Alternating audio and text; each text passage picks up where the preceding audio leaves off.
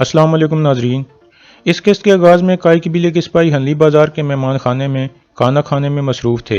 वापसी खाना खाने के बाद एक बार फिर सब सिपाहियों को एक बहादुर तुर्क जंगजू की कहानी सुनाता है, जिसे सुनकर सब पुरजोश हो जाते हैं। दूसरी तरफ जावेदार कबीले में कुतलूजा बावर्ची खाने में दाखिल होता है और आइबूक से पूछता है, तुम क्या कर रही हो? आइबूक कहती है, मैं अमीर हजरत के लिए खाना तैयार कर रही हूँ। कुतलूजा कहता है, जब आखिरी दफ़ा मैंने तुम्हें देखा था तो तुम टोकटामिश के लिए खाना तैयार कर रही थी।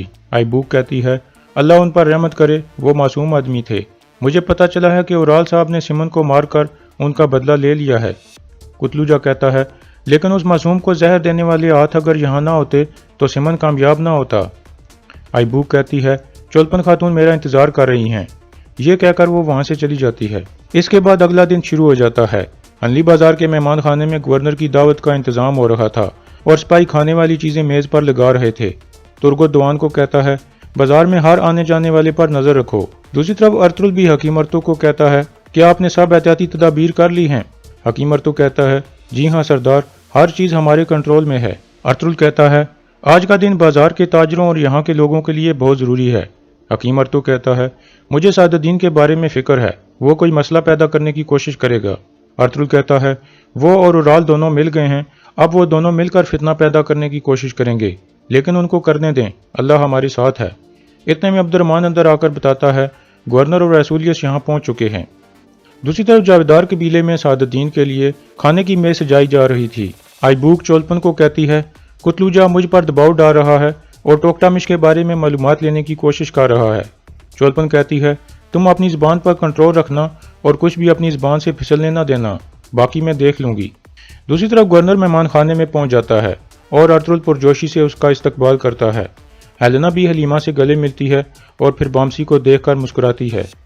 फिर वो अपने वालिद को पकड़कर बामसी के पास ले आती है और कहती है, बाबा ये है वो आदमी जिसने मेरी जान बचाई थी।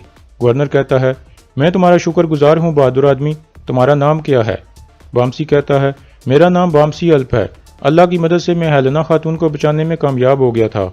इसके बाद हलीमा हेलेना को लेकर दूसरी तरफ चली जाती है और गवर्नर और वैसूलियस खाने की मेज पर बैठ जाते हैं। इस दौरान वैसूलियस लगातार मेहमान खाने का जायजा लेने में मसरूफ था। दूसरी तरफ हेलेना बामसी की बहुत तारीफें करती है और कहती है, वो बहुत बहादुर सिपाही है। बानोजी कहती है, वो सिर्फ बहादुर ही नहीं बल्कि एक नरम दिल का भी मालिक है। जावेदार कबीले में आइबूक अपने खेमे में मौजूद थी। इतने में पीछे से चोलपन अंदर दाखिल होती है और एक लकड़ी उठाकर जोर से उसके सर पर मारती है। आइबूक बेहोश हो जाती है। फिर चोलपन एक तकिया उठाकर उसके मुंह पर रखती है और जोर से दबा लेती है। थोड़ी देर में आइबूक मर जाती है। मरकजी खेमे में खाना शुरू हो जाता है। सादुद्दीन लगातार असलहान को घूरने में मसरूफ था। चोलपन भी वहां पहुंच जाती है।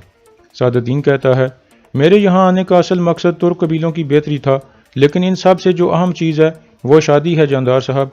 शादी नस्ल को आगे बढ़ाती है, इसलिए अल्लाह के हुक्म से मैं आपसे आपकी बेटी असलान खातून का हाथ मांगना चाहता हूँ। ये सुनकर असलहान और आलियार परेशान हो जाते हैं, जबकि जानदार और उराल बहुत खुश हो जाते हैं। दूसरी तरफ हकीम अर्तो गवर्नर को कहता है, ये वो तीर हैं जो उन गद्दारों ने इस्तेमाल किए थे और काई कबीले के नाम को बदनाम करने की कोशिश की थी। हम तुर्क पाइन के दरख्त की लकड़ी तीरों में इस्तेमाल करते हैं, लेकिन उन्होंने साहिल के दरख्त की लकड़ी इस्तेमाल की है। फिर अर्तुल कहता है, इसके अलावा हम तीर के पीछे हिरन की खाल इस्तेमाल करते हैं, लेकिन इस तीर में किसी नामालूम परिंदे का पर इस्तेमाल किया गया है। फिर अर्तुल वो तीर गवर्नर को दे देता है।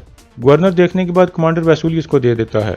वैसूलियस तीर देखने के बाद कहता है, आप क्या कहना चाह रहे हैं अर्तुल साहब? अर्तुल कहता है, जिस मुजरिम ने यह तीर तैयार किया है वो तुर्क नहीं और ना ही काई कबीले का है। वैसूलियस कहता है, आपने ये जुर्रत कैसे की ये कहने की कि वो गद्दार हम में से कोई है अर्तुल साहब? अर्तुल कहता है, इस तीर के आगे जो लोहा लगाया गया है वो तुर्क स्टाइल का नहीं बल्कि बिजांतीन स्टाइल का है, इसलिए आपको गद्दार अपने अंदर तलाश करना होगा कमांडर वैसूलियस, और ये जान लें कि जब तक मैं उस गद्दार को पकड़कर मार नहीं देता तब तक मैं सुकून से नहीं बैठूंगा। फिर गवर्नर कहता है, उस गद्दार को पकड़कर सजा देना मेरी जिम्मेदारी है अर्तुल साहब, लेकिन मैं आपके सिपाहियों का बहुत शुक्रगुजार हूँ जिन्होंने अपनी जान की परवाह किए बगैर मेरी बेटी की जान बचाई, और अब इस दोस्ती को कायम रखने के लिए मैं सब कुछ करूंगा। अर्तुल कहता है, हम दोस्तों के दोस्त और दुश्मनों के दुश्मन हैं। फिर अर्तुल साहब से मुखातिब होकर कहता है, जैसा कि गवर्नर साहब ने दोस्ती का ऐलान कर दिया है, इसलिए मैंने फैसला किया है कि गाराजसर के लोगों की जो रकम बाजार को वाजिब अदा है वो हम माफ़ करते हैं। ये सुनकर गवर्नर खुशी का इजहार करता है। जावेदार कबीले में सरदार जानदार कहता है, आपने असलहान बेटी का रिश्ता मांग कर हमें बहुत बड़ा शर्फ बख्शा है अमीरी हजरत। यह सुनकर असलहान और ज़्यादा परेशान हो जाती है। फिर जानदार कहता है, लेकिन मैं जानना चाहता हूँ कि मेरे बच्चे इस बारे में क्या कहते हैं। सबसे पहले उराल बोलता है और कहता है, मुझे बहुत खुशी हुई अमीरी हजरत कि आपने हमारी बहन को इस काबिल समझा। फिर चोलबंद भी शादी की हिमायत करती है। आलियार कहता है, असलहान बाजी बेहतरीन फैसला करेगी बाबा। फिर जानदार असलहान से पूछता है, बताओ बेटी आप क्या कहना चाहती हो इस बारे में। लेकिन असलहान खामोश रहती है और आगे से कोई जवाब नहीं देती। दूसरी तरफ गवर्नर वापस जाने के लिए तैयार था। अर्तुल कहता है, आपने तिजारत बहाल करके गद्दारों को बेहतरीन जवाब दिया है। गवर्नर कहता है, तो फिर किले वापस जाने से पहले ताजरों से कुछ बातचीत करते हैं, इस तरह हमारी तिजारत को फ़रोग मिलेगा। अर्तुल कहता है, चलें फिर सब लोग बाहर की तरफ चल पड़ते हैं। दूसरी तरफ जानदार कहता है, क्या तुमने अपनी ज़ुबान खो दी है बेटी? हर कोई जानना चाहता है कि तुम क्या कहना चाहती हो। फिर असलहान कहती है, अमीर सादुद्दीन की पेशकश ने न सिर्फ आपको इज्जत बख्शी है बल्कि मुझे भी इज्जत बख्शी है। अमीर सादुद्दीन की बीवी बनना मेरे कंधों पर एक बड़ा बोझ होगा। मैं चाहती हूँ कि मेरा बिस्तर एक खेमे में हो, ना कि महल की दीवारों के दरमियान हो। मैं अपने बच्चों को महल के काले कमरों में परवान नहीं चढ़ाना चाहती। जानदार गुस्से से कहता है, तुम क्या कहना चाह रही हो बेटी? असलहान कहती है, अगर हमारा सरदार हुक्म दे तो मैं ये पेशकश कबूल कर लूँ, लेकिन अगर आप मुझे ये फैसला करने दें तो मैं कहूँगी कि अमीरी हजरत को कोई ऐसी औरत तलाश करनी चाहिए जो महल के लायक हो। सादुद्दीन कहता है, इन अल्फाज के बावजूद मैं आपको महल के लायक औरत समझता हूँ असलान खातून। असलान कहती है, मुझे इजाज़त दीजिए अमीरी हजरत, मैं आपकी पेशकश के बारे में सोचना चाहती हूँ। यह सुनकर उराल और जानदार परेशान हो जाते हैं। दूसरी तरफ हनली बाजार में बामसी बुलंद आवाज़ में ऐलान करता है, सब इकट्ठे हो जाएं। हमारे अर्तुल साहब और गवर्नर साहब ताजरों से मुलाकात करना चाहते हैं और बात करना चाहते हैं। फिर अर्तुल और गवर्नर बाहर आते हैं। सब लोग उनके हक में नारे लगाने लगते हैं।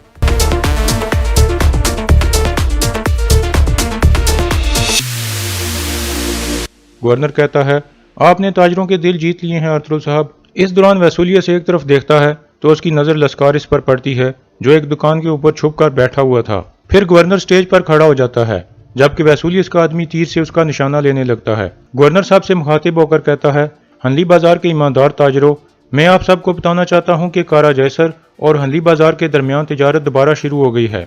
इतने में वसूलियत अपने आदमी को इशारा करता है तो वो तीर चला देता है जो गवर्नर के सीने में जाकर लगता है। सब लोग हैरान हो जाते हैं। गवर्नर गिर पड़ता है और हर तरफ अफरा तफरी मच जाती है। वसूलियत का आदमी खड़ा होता है तो अर्तुल उसे देख लेता है और तुर्गत को कहता है, इसका पीछा करो। तुर्गत फौरन उसके पीछे भागता है। इतने में लस्कारिस दुकान के पीछे की तरफ छलांग मारकर भागने लगता है। तुर्गत भी उसके पीछे भागता है और अब्दुर्रहमान को कहता है, तुम लोग घोड़े लाओ। अर्तुल बामसी को कहता है, गवर्नर को उठाकर अंदर ले जाओ। बामसी उसे उठाकर अंदर की तरफ भागता है।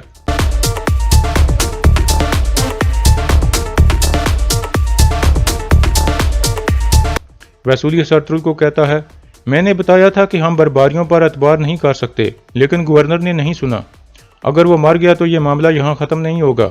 ये मत भूलना कि ये वाक़या तुम्हारे बाजार में हुआ है अर्तुल। दूसरी तरफ लस्कारिस भाग रहा था और तुर्गत उसका पीछा कर रहा था। लस्कारिस अपने घोड़े के पास पहुंच जाता है और सवार होकर घोड़ा भगा देता है। थोड़ी देर में अब्दुर्रहमान कुछ सिपाहियों को लेकर वहां आ जाता है। तुर्गत भी एक घोड़े पर सवार होता है और फिर वो सब अपने घोड़े दौड़ा देते हैं। दूसरी तरफ बामसी गवर्नर को उठाकर अंदर पहुंच जाता है। वसूलियत अर्तुल को कहता है, तुम्हारा बाजार, तुम्हारा महल और तुम्हारा मेहमान।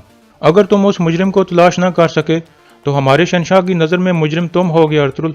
अर्तुल कहता है, क्या तुम जानते नहीं कि पिछले कुछ दिनों से वो हमें निशाना बना रहे हैं? वसूलियत कहता है, यह बाजार फितने का गढ़ है अर्तुल। अगर तुम उस मुजरिम को तलाश न कर सके तो मैं ये सब जलाकर खाक कर डालूंगा। अर्तुल कहता है, मैं उस कमीने को तलाश कर लूंगा और उसका पटा जिसके हाथ में हुआ उसको छुपने के लिए कोई जगह नहीं मिलेगी। और यहाँ इस किस्त का इख्तिताम हो जाता है।